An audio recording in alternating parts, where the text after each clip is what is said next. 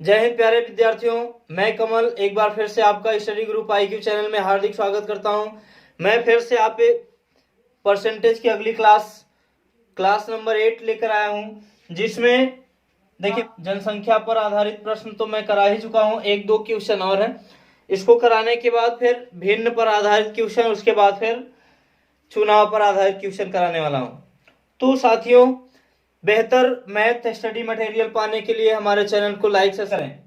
देखिए, अगर आपको बेहतर तरीके से मैथ का अध्ययन करना है तो रेगुलर क्लास में रेगुलर आप क्लास को अटेंड करें, पर डे पढ़ें, कॉपी पेन लेकर के बैठें और नोट करते जाएं। और किताबों से हो सके तो किताबों से पहली बात तो इन्हीं क्वेश्चन को आप रिपीट करिए। ज्यादातर यही क्वेश्चन पूछे जाते हैं दोस्तों। मैंने जहां तक अध्ययन किया है, जहां तक स्टडी किया है, हम इसी तरीके के क्वेश्चन को देखते हैं। जितना कंपटीशन हमने दिया है, हमने ज्यादातर यही क्वेश्चन देखने को हमें मिला है। थोड़ा सा संख्याओं में तो अंतर आ ही जाता है कि अब कह दें कि यही क्वेश्चन सेम टू सेम होगा तो नहीं, लेकिन मेथड जो है, करने का तरीका जो है, यही होगा दोस्तों। तो हम सिर्फ और सिर्फ मेथड पे जाते हैं, करने के तरीके पर जाते हैं, किस तरीके से सवाल को हम बनाएं। अच्छे तरीके से इसको क्वेश्चन को पढ़ा करिए, पढ़ने के बाद तरीके को फॉलो करें। और कुछ लोग सोचते हैं कि हम लेकिन ट्रिक विक काम नहीं आती है दोस्तों। जब भी एग्जाम में बैठते हैं तो हमेशा से ट्रिक फेल हुआ है। हम भी कई बार ट्रिक का यूज किया करते थे, लेकिन एन वक्त पर ट्रिक भूल जाया करते थे। लेकिन लॉजिक जो है, लॉजिक आपके दिमाग में हमेशा रहता है, लॉजिक कभी भी आप नहीं भूलते हैं। तो हमारा कहने का मतलब है कि आप हमेशा क्वेश्चन को लॉजिक से करें, ठीक है। देखिए, एक नगर की जनसंख्या 500 है, पुरुषों की जनसंख्या में 6% और महिलाओं की जनसंख्या में 14% की वृद्धि हो जाए तो एक साल बाद गांव की जनसंख्या 5540 हो जाती है। तो वर्तमान में पुरुषों की जनसंख्या हमें निकालना, 5000 कर लीजिएगा, ठीक है। तो पहले नगर की जनसंख्या 5000 थी, अब 5540 हो गई। तो कितना अधिक हो गई? 5540। 5540 अगर इसमें से घटा लेंगे तो यह संख्या कितनी हो गई? 540। अगर 5000 हमारे पास है, पहले जनसंख्या हमारी कितनी थी? 5000। तो 5000 में 6% जो है वृद्धि हुई, तो पुरुषों की जनसंख्या में 6% की अगर वृद्धि हो जाएगी तो 6% की वृद्धि होगी, तो ये पुरुषों की जनसंख्या में कितने की वृद्धि आएगी? 300 की। तो यहां पर कह रहा है कि महिलाओं की जनसंख्या में 14%, यानी 14% की वृद्धि हो रही है। तो देखिए साथियों, हम यहां से निकाल चुके हैं कि पुरुषों की जनसंख्या में 300 की वृद्धि। अब हमारे पास यहां पर आ चुका है कितना अंतर, कितने का? 540 का। तो 300 तो इसमें से निकल ही गया। जब इसमें से 300 घटा देंगे तो कितना बचेगा? 240, ठीक है। तो महिलाओं की जनसंख्या यहां पर कितनी बच रही? 240, ठीक है। तो सबसे पहले हमें क्या करना है? तो अगर 240, ये कहीं ना कहीं 240 ये 14% में, अगर 6% पुरुषों की जनसंख्या में वृद्धि हो रही, तो इसको हम कितना लिख सकते हैं? 8 प्लस कितना लिख सकते हैं? 6%, ठीक है। तो 6% जो वृद्धि हो रही थी, 300 पुरुष आ रहे थे, तो इसमें 6% तो कितने आ जाएंगे? पुरुषों की जनसंख्या। और 8% यहां पर अगर करें तो हमें महिलाओं की जनसंख्या मिल जाएगी। तो कहीं ना कहीं ये 8% जो है दोस्तों, 8% किसके बराबर होगा? 240 के। 8% किसके बराबर होगा? 240 के। अगर हम 100% यहां पर निकाल लें तो 8 त्रिक 24, यानी 3 आया, 30 आ जाएगा। तो 1% बराबर कितना आ जाएगा? 30। तो 100% बराबर कितना आ जाएगा? यहां पर 100 का क्या कर देंगे? मल्टीपल कर देंगे। तो यहां भी 100 का मल्टीपल कर देंगे तो ये आ जाएगा कितना? 3000। तो 3000 निकल करके आ रहा है। तो 3000 हमें 100% जनसंख्या, यानी कह रहा है कि पुरुषों की जनसंख्या ज्ञात कीजिए। तो महिलाओं की संख्या कुल कितनी आई? 3000। तो हमारे पास नगर की जनसंख्या कितनी थी? 5000। तो अगर 5000 ये ओवरऑल 5000 है, तो 3000 इसमें से किसकी? महिलाओं की जनसंख्या है। तो हमारे पास पुरुषों की जनसंख्या कितनी बचेगी? 2000। ठीक है, तो हम नेक्स्ट क्वेश्चन पे चलते हैं। नेक्स्ट क्वेश्चन है दोस्तों, देखिए करा एक नगर की जनसंख्या 4000 है, पुरुषों की जनसंख्या में 8% और महिलाओं की जनसंख्या में 10% की वृद्धि हो जाए तो एक साल बाद नगर की जनसंख्या 4352 हो जाएगी। वर्तमान में पुरुषों की जनसंख्या पूछ रहा है, तो पहले हमारी जनसंख्या कितनी थी 4000, अब करा एक साल बाद यानी 8% पुरुष और 10% महिला बढ़ जाने के बाद एक साल बाद 4352 हो जाएंगी। तो 4352 तो कितनी बढ़ी 4352, यानी 4000 इसमें से क्या करिए घटा लीजिए तो कितना बच रहा है 352। 352 यानी एक साल में कितनी जनसंख्या बढ़ी 352। तो हमारे पास थे कितने 4000, तो 4000 में 8% पुरुषों की जनसंख्या में वृद्धि हुई तो कितना हो जाएगा 320। देखिए 4000 का 8% निकालेंगे, देखिए 4000 का मतलब मल्टीपल 8% निकालेंगे तो कितना हो जाएगा 8 चौक 32 320, तो 320 आ गया। ठीक है, तो 320 8% निकाल लिया 320। उसके बाद कह रहा है कि इसमें 10% की महिलाओं की संख्या में 10% की वृद्धि हो रही है, तो इसको 8 प्लस हम कितना लिख सकते हैं 2, यही लिख सकते हैं 10% का मतलब हम 8% प्लस 2%, तो 8% पुरुषों की संख्या कितनी आई है 320। तो यहां पर जो है यह संख्या हम इसमें से क्या कर लें घटा लें, तो 320 अगर इसमें से हम घटा लेते हैं तो कितना बचेगा हमारे पास, 5 में से 2 घटाइए तो कितना बचेगा 32। तो यह 2% महिलाओं की संख्या किसके बराबर होगी 32 के। तो हमें क्या निकालना है 100% निकाल लीजिए, तो 100% बराबर हो जाएगा कितना 1600। तो यह संख्या किसकी है दोस्तों, महिलाओं की संख्या 1600 है, महिलाओं की संख्या कितनी है 1600। तो कहने का मतलब अगर महिलाओं की संख्या 1600 है तो पुरुषों की संख्या कितनी होगी, यहां पर 4000 में घटा लीजिए तो कितना हो जाएगा 2400। ठीक है, तो 2400 पुरुष रहे होंगे और 1600 कितनी आएंगी महिलाएं। तो पुरुषों की संख्या पूछ रहा है कि पुरुषों की संख्या क्या है, तो पुरुषों की संख्या कितनी है 2400। साथियों अगला क्वेश्चन है भिन्न पर आधारित, और ये बहुत इंपॉर्टेंट क्वेश्चन है, बहुत ज्यादा पूछा जाता है, कई बार कंपटीशन में पूछा गया है, हर एक कंपटीशन में इस टाइप के क्वेश्चन जरूर देखने को मिल जाते हैं। ठीक है, तो देखिए आरआरबी में तो कई बार पूछा जा चुका है, बहुत बार मिलता है देखने को। देखिए अगर हम कहें कि किसी भी भिन्न में या किसी भी राशि में 10% या 20% की वृद्धि हो जाती है, अगर 20% की वृद्धि हो जाती है तो इसका मतलब क्या है कि 100 में 20 की वृद्धि हुई तो वह मूल्य कितना हो गया 120। अगर कह दीजिए कि 200 की वृद्धि हो गई 200% की, तो आप क्या करेंगे 100 में जोड़ करके तब बताते हैं, तो यानी कहने का मतलब वह मूल्य कितना हो गया 300 रुपया। तो कहने का मतलब है कि अगर हम जितना परसेंट कहते हैं कितने परसेंट की वृद्धि हुई तो 100 पर उतने की वृद्धि होती है, तो हम 100 जोड़ करके बताते हैं। अगर जैसे कहें 40% की वृद्धि हुई तो 140 हो जाएगा। ठीक है, तो यहाँ पर यदि एक भिन्न के अंश में मान लेते हैं, अंश हमारे पास क्या रहा होगा x, और कह रहा है कि हर में यहां पर अंश में 200% कह रहा है, यदि एक भिन्न के अंश में 200% और यहां पर हर लिख लेंगे दोस्तों, हर में 350% की वृद्धि की जाए तो परिणामी भिन्न जो है 5/12 हो जाता है। तो मूल भिन्न क्या थी, तो यहां पर हम x/y मान लें।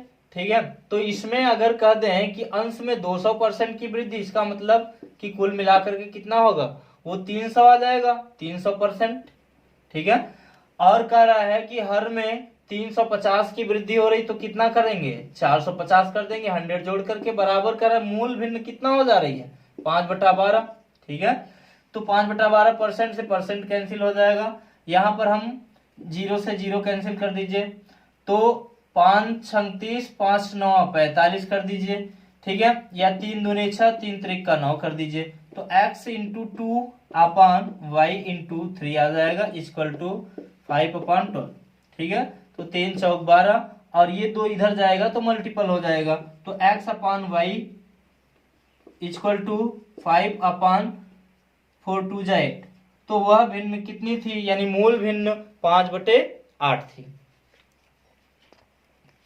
नेक्स्ट क्वेश्चन है दोस्तों, देखिए यदि एक भिन्न के अंश में 220% और हर में 150% बढ़ाने पर परिणामी भिन्न कितना हो जाता है, 4/5।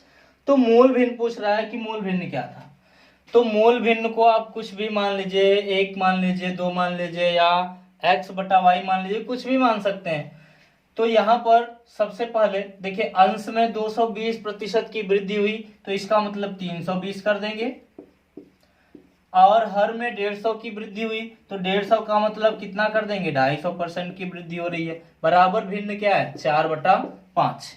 तो यहाँ पर 0 से 0 कैंसिल हो जाएगा, ये परसेंट से परसेंट कैंसिल हो जाएगा, ठीक है।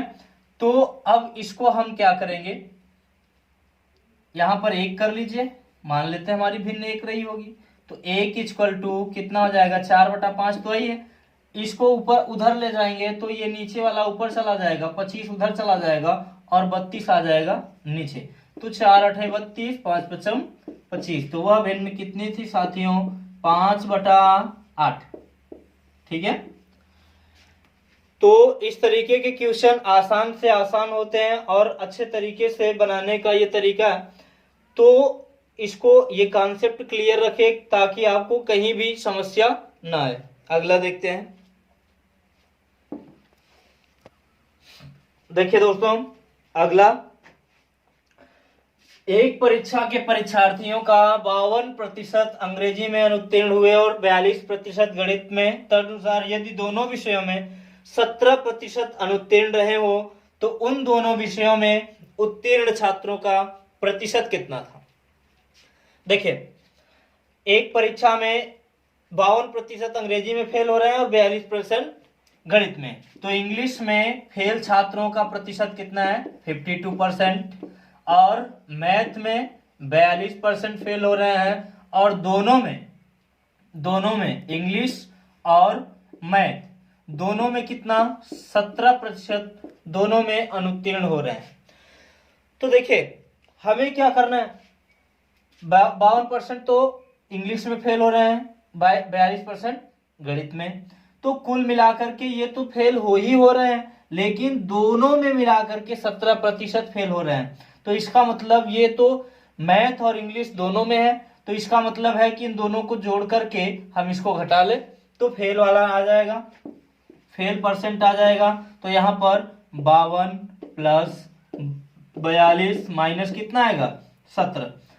तो इसको जोड़ेंगे दोस्तों तो कितना आ जाएगा, 2 2 4 4 5 9, 94 माइनस 17। तो इसको घटाएंगे तो आ जाएगा 77। तो ये क्या आ रहा है, फेल परसेंट आ रहा है, ठीक है।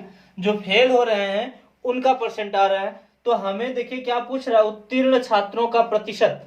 तो कोई भी राशि या कोई भी पूर्णांक अपने आप में कितना होता है, 100%। तो 100 में से 77 घटा लेंगे तो कितना आ जाएगा, 23% छात्र ऐसे हैं जो क्या होते हैं, उत्तीर्ण होते हैं।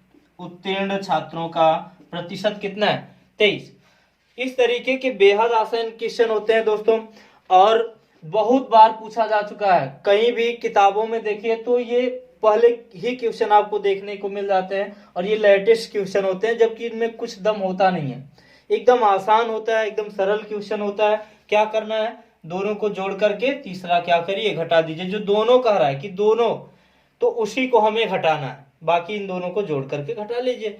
फेल परसेंट हमने निकाल लिया, बाकी 100 से निकालेंगे तो पास वाला आ जाएगा।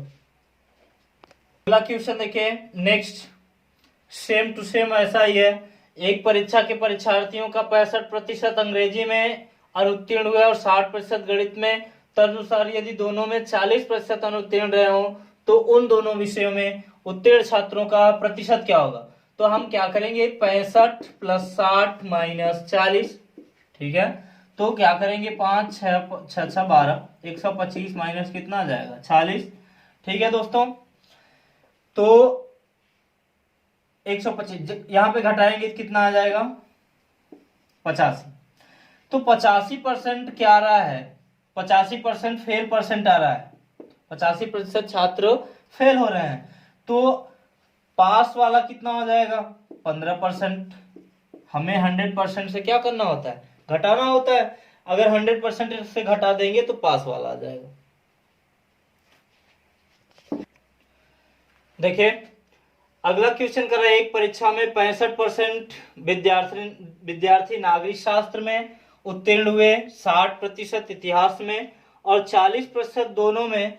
यदि 90 विद्यार्थी दोनों विषयों में अनुत्तीर्ण रहे हों तो इस परीक्षा में कितने प्रतिशत या कितने विद्यार्थी बैठे थे। ठीक है, कितने विद्यार्थी बैठे थे, यही हमको निकालना है। ठीक है, तो सबसे पहले हम क्या करेंगे, यहां पर निकालेंगे पास या उत्तीर्ण परसेंट कितने हो रहे हैं, 65 + 60 - 40। ठीक है, तो ये आ जाएगा, घटाएंगे तो 125 - 40, ये आ जाएगा 85%। तो 85% क्या हो रहे हैं, पास हो रहे हैं। तो कितने परसेंट फेल हो रहे हैं, फेल परसेंट कितना है साथियों, 15%। तो कुछ और कह रहा है कि यदि 90 विद्यार्थी दोनों विषयों में अनुत्तीर्ण रहे हों, तो इस परीक्षा में, तो हमें फेल परसेंट निकाल लिया 15% बराबर, 15% की वैल्यू कितना दिया है, 90 के बराबर है। ठीक है, यानी कह रहा है कि दोनों विषयों में 90 विद्यार्थी फेल हो रहे हैं, तो 15% बराबर कितना, 90। तो 15 छक्का 90, 1% बराबर कितना, 6।